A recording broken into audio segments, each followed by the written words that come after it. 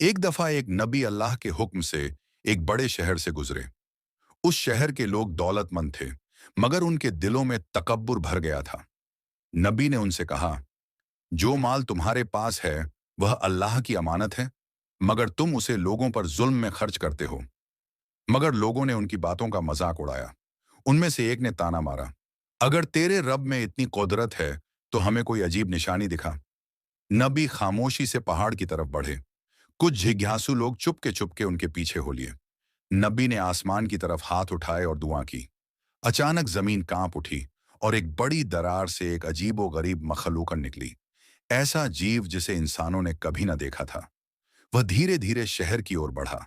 लोगों की आंखों से मजाक गायब हो गया और दहशत छा गई। जो पहले हंस रहे थे अब डर कर भागने लगे। नबी ने पुकारा, यह है तुम्हारे सवाल का जवाब। अब भी तौबा का दरवाजा खुला है। कुछ लोगों ने सजदा कर लिया, मगर ज्यादातर ने कहा, यह तो बस जादू है। उन्होंने उस जीव पर पत्थर बरसाने शुरू कर दिया। नबी ने फिर दुआ की। मखलूक अब वहीं ठहर गई और फिर आसमान से एक हैबत भरी आवाज आई, अब तुम्हारे पास बहुत कम वक्त है। अगले दिन शहर के तालाब और नहरें सूख गईं। दूसरे दिन पेड़ मुरझाने लगे। तीसरे दिन खेत खलिहान उजड़ गए। लोग दौड़ते हुए नबी के पास आए। हमें माफ कर दो, हमारे लिए दुआ करो। नबी ने कहा, अजाब को मैं नहीं रोक सकता, मगर तुम्हारे लिए रब से रहमत मांग सकता हूं। उन्होंने हाथ उठाए। थोड़ी ही देर में काली आंधियां हट गईं और आसमान साफ हो गया। मगर सिर्फ वही लोग बचाए गए जिन्होंने सच्ची तौबा की थी।